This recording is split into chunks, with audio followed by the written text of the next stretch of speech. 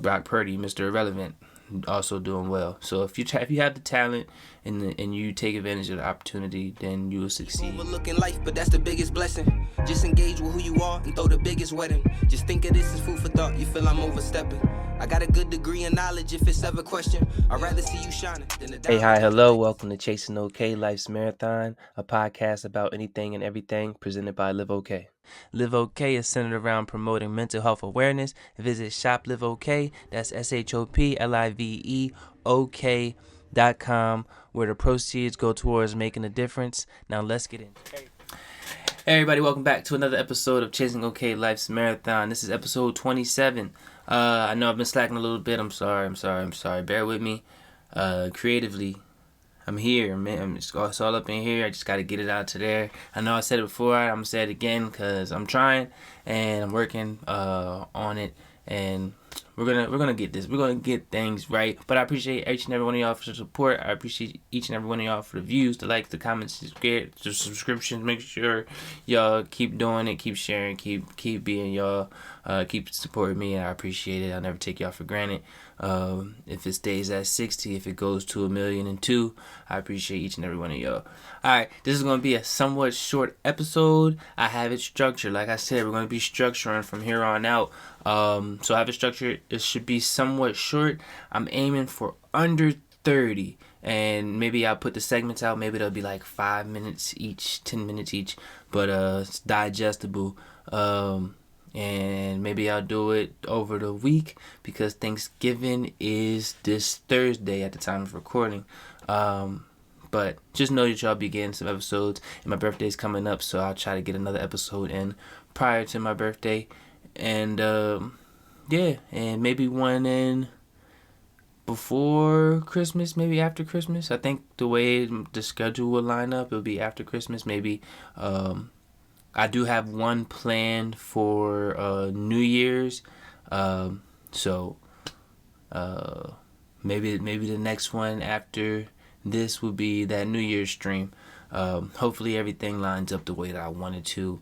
I've been planning the New Year's one for a little bit, and yeah, I think it's gonna be a good one. So moving on, let's get into the episode. All right, so in sports news. What everybody is talking about. If you're not talking about it, you're living under a rock, especially if you are a fan of football. Shedeur Sanders finally got his first NFL career start, and he did exceptional in my eyes. Some people may say he did okay. Some people may say he did horrible, but they got the win. First Browns starting quarterback as a rookie to get a win since 95, I believe it is. So obviously, he did some things right.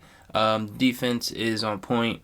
The offense is iffy, but hey, I'm not a Browns fan, but I do support Shedeur. I do support the Sanders family. And for those that don't support him, you don't have to vocalize your hate. Like, it's unnecessary. Like, y'all just be hating, and I'm pretty sure 90% of y'all are trolls, but like, y'all just be hating for no reason. And if y'all hate him because if it's somewhat nepotism because of his dad, then y'all need to hate Arch when he get to the league. Y'all need to hate Eli and Peyton. Y'all need to hate I know there's a lot more that I'm forgetting. A bunch of the coaches. Shoot, y'all even need to hate in the NBA. Y'all need to hate Steph, and he's one of the most unhateable person that I can think of in sports. So, if y'all think that the nepotism is the reason for y'all hate, then y'all need to look in the mirror, because there's no reason to hate the young man. He's educated and he's confident. I know confident can come across as arrogant or cocky, but I don't view it as that. I just view it as he's confident in his abilities and he wants to put it on display, which he did. And moving forward, he's going to be the starter at least for next week. So hopefully he continues to progress. Hopefully he continues to shut all the naysayers up. But sure, Shedeur Sanders, you probably will never see this, and if you do, like, share, follow, subscribe. But I support you, and I hope you keep doing great things. I already talked about its unwarranted hate. I'll actually earlier today or yesterday, I rewatched his appearance with the second half of the Ravens game, where everybody had mixed reviews, where he said he did horrible, and under the circumstances, I think he did pretty well. I may be somewhat biased for some reason, but just watching it, I think he played well. I think it was 4 of 11. I don't know. I know it was like 25% of his passes or something like that. But a couple of those were drops. He started to get more into a rhythm towards the end. If the receiver caught the ball in the end zone, we'd be having a different conversation. And Awuzie, he had a great breakup. So it was a great segment. It was a great throw, good attempt at a catch, and great defense. But not to dive in too deeply to the Browns, because I'm not a Browns fan. I'm just a Shedeur fan, and I want to see the dude succeed. Y'all talk about him like he wasn't rated first round talent, which he should have went first, second, and at the latest probably third. I think there was some collusion, conniving, and some backstabbery, trying to humble Shedeur and taking him in the 5th round. But if you are talented enough, it doesn't matter what position you get drafted. It's just the financial aspect at that point. I think Shedeur is talented enough to do great things, and I hope he does do great things in the league. Dak Prescott is a talented quarterback, and he was drafted 135. I don't know what number Brady was, but I know he was drafted late. Brock Purdy, Mr. Irrelevant, also doing well. So if you have the talent and you take advantage of the opportunity, then you will succeed. And then, like I said, if you're not first, second, or third, you're not getting that guaranteed money. The talent that you just showed will give you that money on the back end. But since I brought up Dak, I do want to talk about the Cowboys' resurgence. I am a Dallas Cowboys fan. People that have asked me how the Cowboys are doing or how do I feel being a fan this season, I just tell them I'm not a fan at the moment. I'm taking a rest from the agony of being a Cowboys fan and saying I'm supporting the Lions. So both are true. I am supporting the Lions. I do want to see them succeed, and if the Cowboys beat them, then great. I would love for that. And I know some of y'all may listen and be like, "Oh, that's fake fandom." Whatever. I know the Jets loyalists see their team suck year after year. I know the Bears loyalists and the Browns loyalists. All the bum team loyalists gets a chance to see. Or not to get a chance, have seen their team suck year after year, and Cowboys have up and down years, can't figure out a way to go further in the playoffs. But I am still a fan. I am still supporting.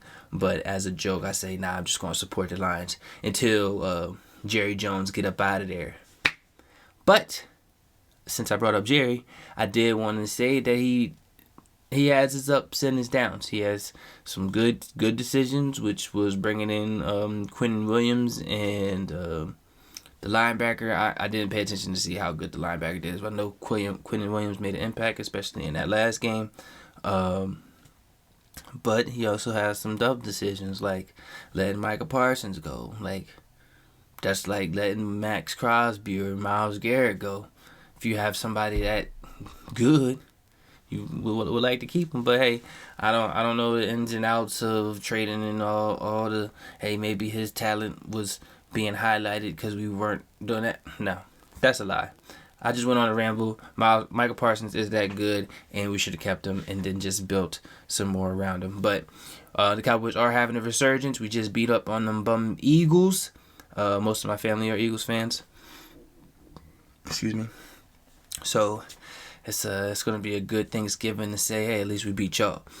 So, yeah. So hopefully Cowboys keep pushing, keep doing great things. I think we got the Chiefs next on Thanksgiving. So let's beat up on them.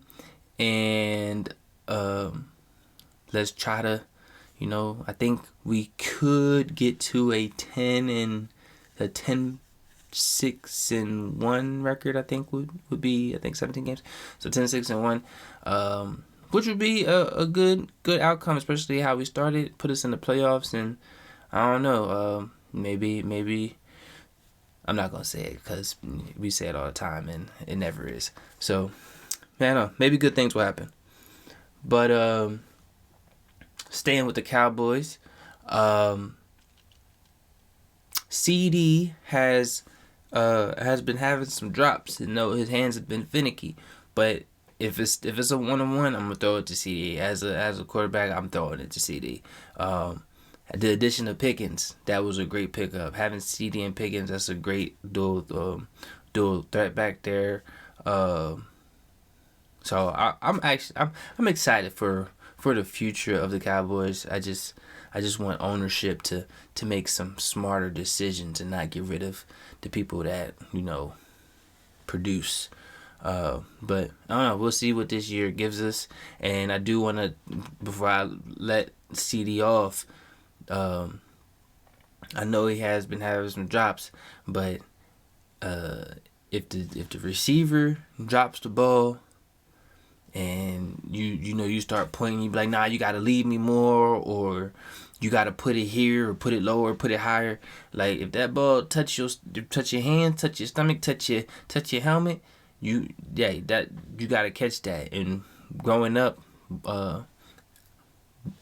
playing football, the coach always say the receiver's job is to make the quarterback look good. So no matter where the quarterback put that ball, if it's in your catch radius, hey, you gotta catch that. So CD, no excuses. Make Dak look better than what he is. Because George Pickens definitely is. Just that man got some good problems. If that makes sense. Yeah, he seems crazy, especially just randomly trying to hurdle people from standing position. But hey, catch the ball, get the yards, keep scoring, keep doing great things, and keep helping the boys, be great.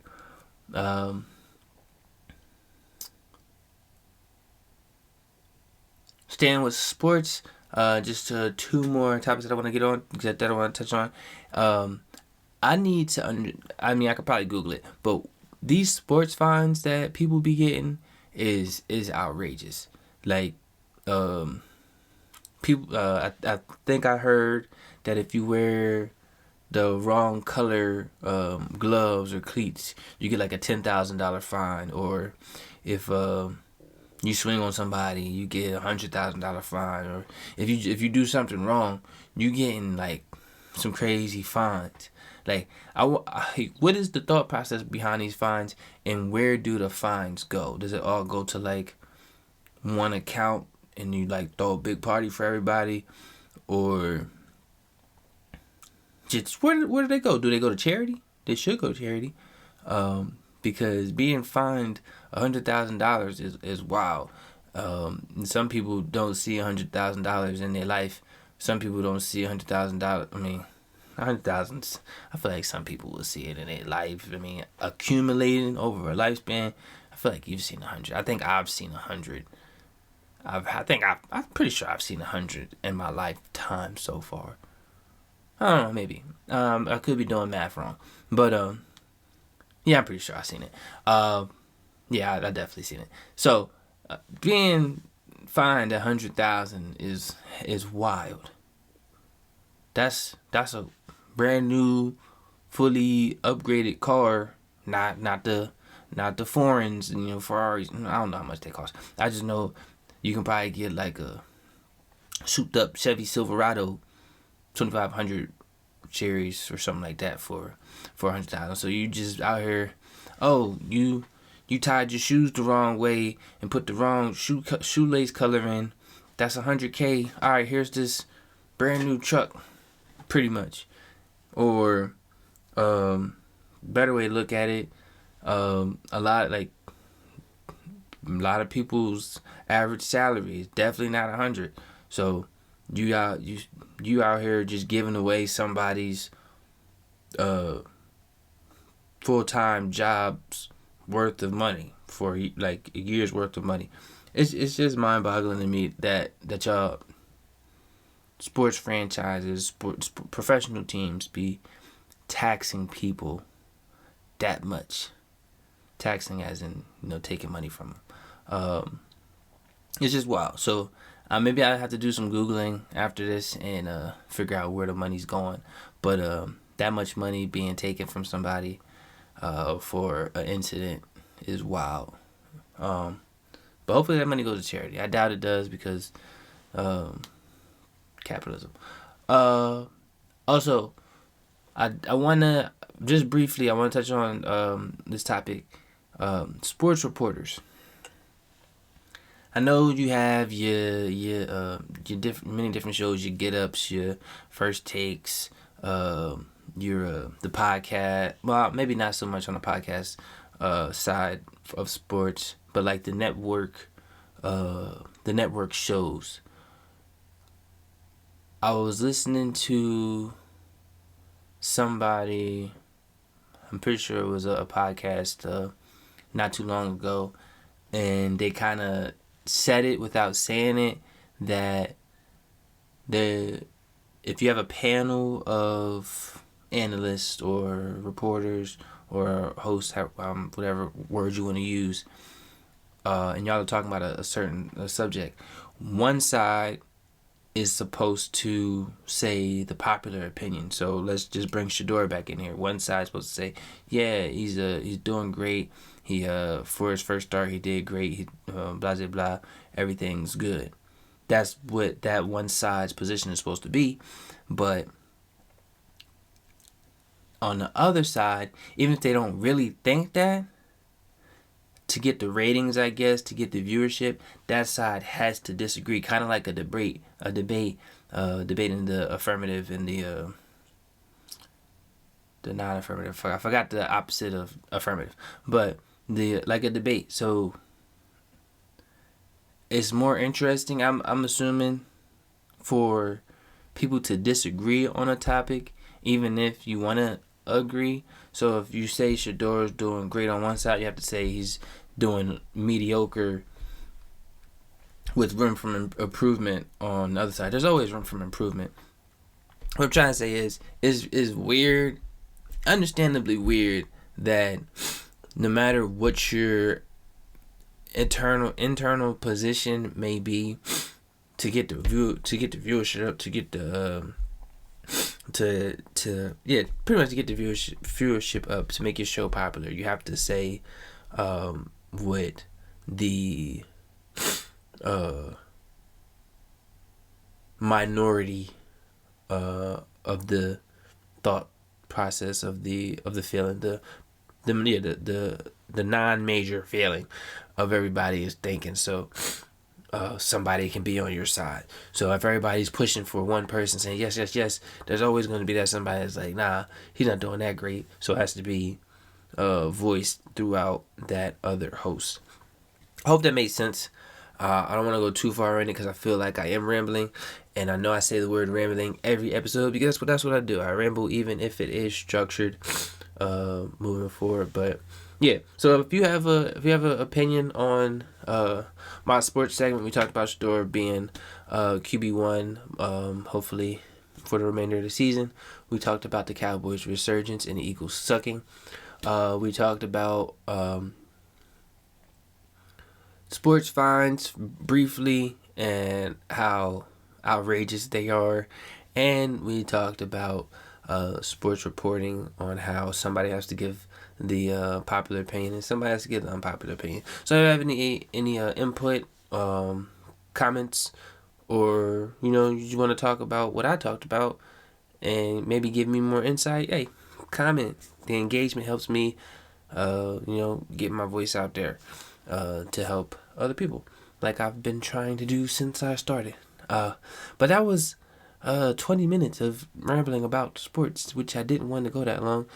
So maybe I'll cut that down and maybe it won't be as long. But I do want to go into our next segment.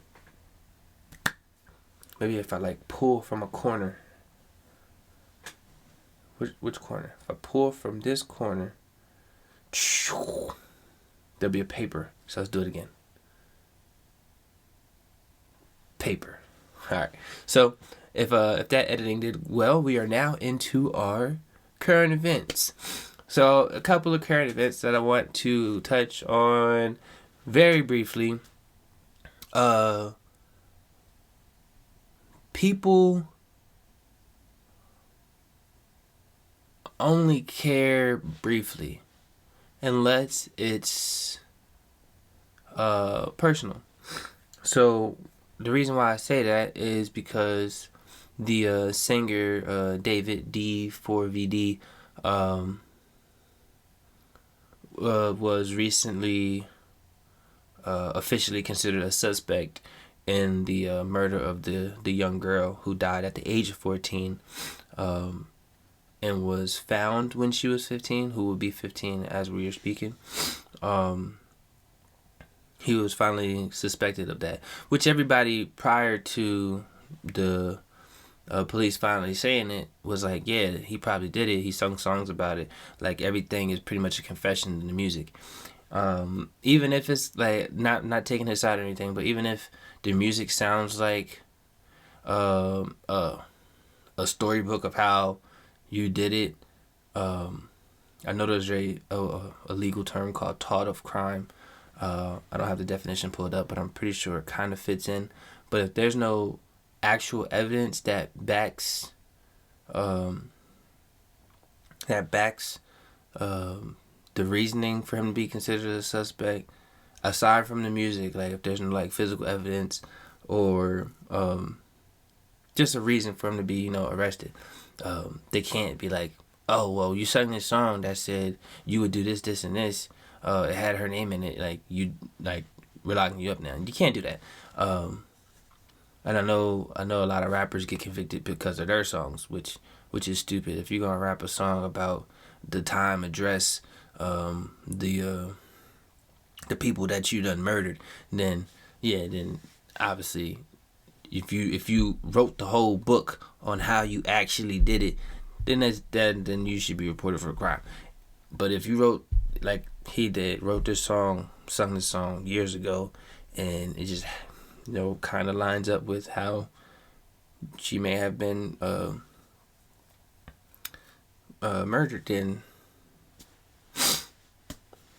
yeah, I kind of lost what I was saying. But overall, what I'm trying to get to is that he's finally been found as a suspect.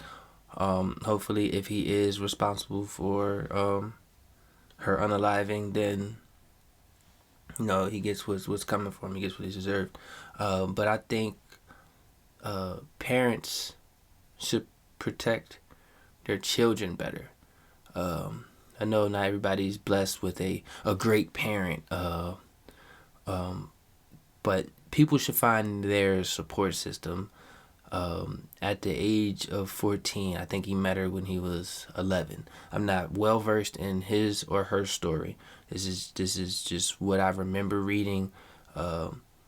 So correct me if I'm wrong, but if you are an adult and you are constantly around this young girl, she's not a young woman, it's a young girl, then eyebrows should be raised. The manager, the parents, your friends should have been like, hey, I don't think this is right. You shouldn't be doing this. Let's move on. Let's get you the help you need. Let's get her back to her peoples. Because if you see something, say something. Like if you see something is wild, then hey, you should point that out, or unaffiliate yourself with that. But parents need to do a better job of protecting their children. You were fortunate enough to be able to put life on this earth. I know not everybody can fully take care of a child that they bring into the earth, even if it was forced upon them. But you should be people should do better jobs of being parents. It's one of the biggest responsibilities that people are given. So if you are blessed with the opportunity to become a parent, whether it's through adoption or through natural birth, then just be mindful that you're responsible for that person. You're responsible for a life. When they will develop a conscience, and their decisions may not align with yours, but you should do everything within your power to get them to walk the right path, get them to be better people, or just protect them in her case, because I feel like she was failed. So I'll leave that there. I feel like she was failed. Hopefully, her family gets the justice that they deserve, and hopefully, her name is remembered and people, when faced with this situation, because I'm pretty sure it won't be the last time that something like this happens. So when they're faced with this situation, they be like, "Hey, remember what happened to her? Just don't let this happen again." So speak up for the people. And like I said, people talk about things briefly. So I don't think her name should be forgotten. I don't think that she should just be what's hot at the moment. Because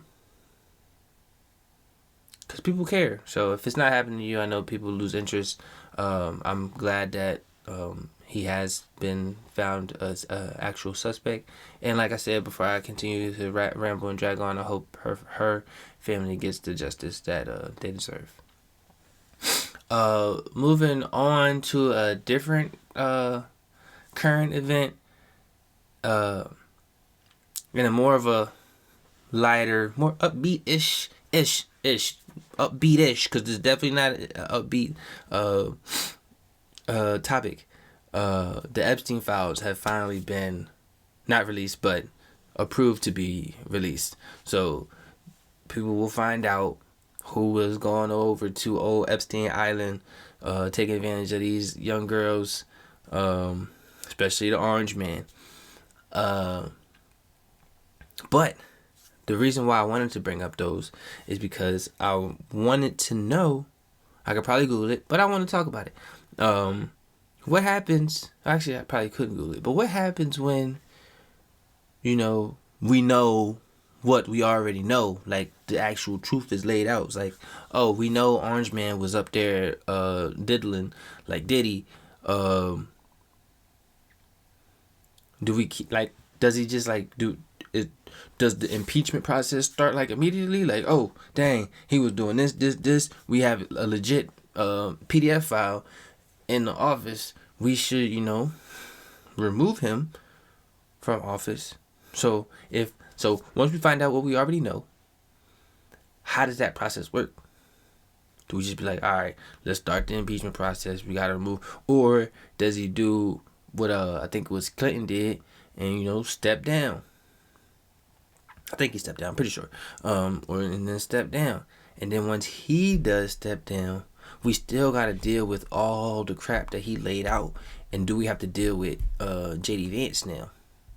So if Orange Man gets kicked out, we're left with pretty much the same administration, just no more Orange Man and more J.D. Vance, which isn't better in my eyes. So is that what happens? Files could get released. Realization, people like, nah, this can't be the current president. Let's get him out of there. Because if that is, then I think, that should happen or will happen. And we shall see. Maybe we'll have a new president this time next year. Fingers crossed. Y'all know my stance. If you feel otherwise, then hey, go somewhere else. Don't like, share, and don't subscribe. Somewhat on the same topic of both of current events. What is? And this is brief because I'm a little bit over what I want to talk about. A little bit over my time. But what is the fascination with sex when it comes, like, you get to a certain status, and now you just want to sex everything. So Diddy been diddling. When he got to a certain status, he's like, well, I'm big honcho now. Now I'm gonna start diddling. Epstein, they got to a certain status, and it's like, well, since we're here, now let's start diddling. What's up? Why everybody want to diddle? Like, is and it why? I just don't understand it. Like, you can get your rocks off with somebody of age. And there's like a community of people, maybe not a community, well, probably a community of people that just like, yeah, I want to diddle. Like, that's wild to me. Like, and I know it's not just a status thing, because it's people without status, quote unquote status, are offenders, and they need to be dealt with however they need to be dealt with. But it just seems like once you reach a certain status, it's like you get bored with, being normal. You just want to do like outrageous stuff, and and if you want to be gay, be gay. Like, the world we live in now, it's okay. I mean, it should have always been okay, but like, it's okay if you want to be gay, be gay. If Orange Man was actually, on his knees, and he, maybe don't really like women, or maybe he bi, just say that. You can be the first, openly bi president. But I'm just saying, it's not frowned upon for like normal people, but I'm just saying, it just seems like when you reach a certain status, you just like, I need to start sexing stuff, and sometimes it's the illegal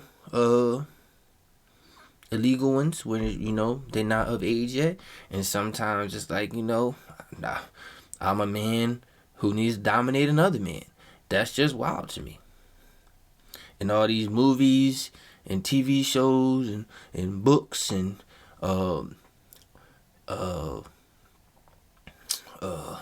exposés of hey, if you want to make it big in the industry, what you gonna do for me types. That's just wild to me. Maybe I'm just maybe I'm sheltered. Maybe I'm just too good natured. Maybe I'm just in my own little bubble and don't realize the evilness that actually exists in the world. That was a lot. I feel like I said a lot. I feel like I was talking fast, and just saying a lot of words today. And I hope a lot of it got to y'all. I hope a lot of what I said in those last segments, made sense. And I hope y'all will comment. Let's talk about it. Let's have a conversation. I will have a guest on next episode. Guaranteed we'll have a guest on next episode. I was supposed to have somebody on this episode, but it just didn't work how I wanted it to work. So next episode, I will have somebody. I'll either have a female or a male. Obviously, what other options would I have?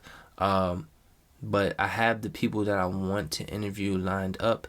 And like I said, for New Year's, the first episode of New Year's, I do plan on having something special, at least in my eyes, for the people. It may be a traveling pod. Hint or wink wink, Easter egg, I don't know. But before I leave y'all, I want to just want to touch on one topic, because that's what we do. We do the sports, we do the current, we do the topic, and we might have a guest. So I want to touch on the topic, and I'll probably make it within 5 minutes, because I'm already past when I said I wanted to do 30, because I've just been talking. And I'm only here talking to myself, which is talking to y'all, which is weird, because I might be going crazy. I'm not going crazy. I'm lit. I'm not lit. Speaking of lit, I know how I've been, at least the first 20 or so episodes, we involved alcohol of some sort. I haven't been drinking as much lately, pretty much not at all, really. But I will bring it back. It's just, sometimes you're not in the mood to drink, and haven't been in the mood to drink. So I've been drinking water. Water's good for you. Drink water, and if you have a drinking problem, there's numbers at the end of every episode and in the bio to get help. Not just for drinking, but for mental related issues as well. So if you need help, check the bio or fast forward all the way to the end and call the number or go to the website. I believe there's a website. Yeah, I'm pretty sure there's a website. But what I'm saying is talk to somebody. And we're not drinking today. We are drinking water. I know we're 30 minutes in, but we're drinking water. But the topic that I wanted to touch on is dealing with loss. I know that I spoke about dealing with loss a few episodes ago, but not even necessarily the topic is about dealing with loss. It's more so reaching out to people, being a support system for people. I've said it before, and I'm gonna keep saying it, and I'll probably say it 1,000 more times. Check on your friends, check on your family, check on the strong people. Just call them, text them, see how they're doing. People are struggling, and it doesn't matter what position they're in. Like I said, I'm a Cowboys fan, and Marshawn Kneeland took his own life a few weekends ago, and he was coming off a great game. He scored a touchdown. He's making millions of dollars. He has I don't know if it was a fiance, wife, or girlfriend, and I'm not 100% sure if he had any kids or a kid on the way, but from the outside looking in, his life was great. His life is what a lot of people wanted or want, and he just wasn't in the right mental for his life to continue. And he had a support system, but maybe in his head he didn't. So check on your people. Make sure your people are doing well. I just lost a cousin. Just like, I don't know if it was last week or it was really recently, and I'm not 100% sure on the circumstances behind it. But he was younger than me. I think I had about 5 years on him. Maybe about 5 years on him. Or maybe around the same age. I don't know. But I know he was younger than me. And I just lost a cousin. And I don't know. Maybe that could have been prevented. It hurts to lose people. And a lot of the times losing people is preventable. So just call your friends. Check on your friends. Check on your family. And if you are that person that's struggling, reach out. Like, it's not hard to ask for help. And even if you can't ask for help from somebody that you know, ask for help from a stranger. All these 800 numbers and lines are all strangers, but they're all, people who are in a position to be like, hey, it's not as bad as like you think. There's always a light at the end of the tunnel. So just keep walking, even if the tunnel's dark. Just keep walking. You'll find that light at the end of the tunnel. And I don't want to elaborate or go on too much about circumstances of people's death, especially if I'm not intimate with the situation. But overall, just reach out to your people. Into a different-ish topic, more along the sides of motivation. People accept life. People accept the situations that they're in. And one of my friends, I believe Angie, I had her on not too long ago, and I think her motivation was what you're not changing, you're choosing. And if you just accept the way life is coming at you, you're choosing to live in that bubble, in them circumstances. Not everybody's blessed. Not everybody's fortunate enough to be given silver spoon type treatment. But for lack of better words, sometimes you need to pick yourself up by your bootstraps and try harder. And I know some people like, I'm giving all I got, I'm giving all I got. Sometimes you're gonna give all you got and you're gonna get knocked down 99 times. As long as you get up 100, there's always light at the end of that tunnel. So whatever you're not changing, you are choosing. There's always an avenue, even if it's uprooting your entire life. Maybe you're stuck in a small town in Wisconsin and you're like, dang, I don't see anything happening in my life. Hey, maybe you got a 98 Honda Accord. Maybe you need to pack up that 98 Honda Accord with everything you own and drive to somewhere else and just start over. It's possible. It's hard.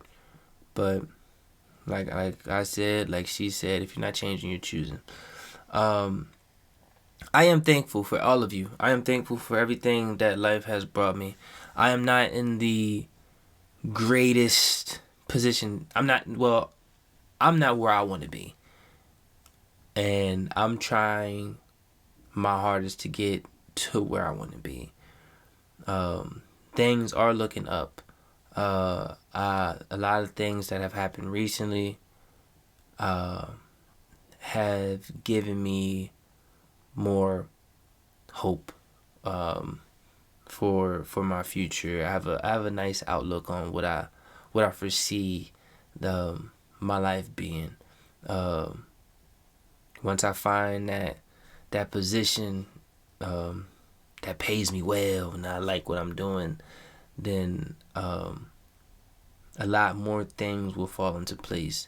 And if I don't find that position, and if I have to put 120% into the pod and into LiveOK, then that's the path that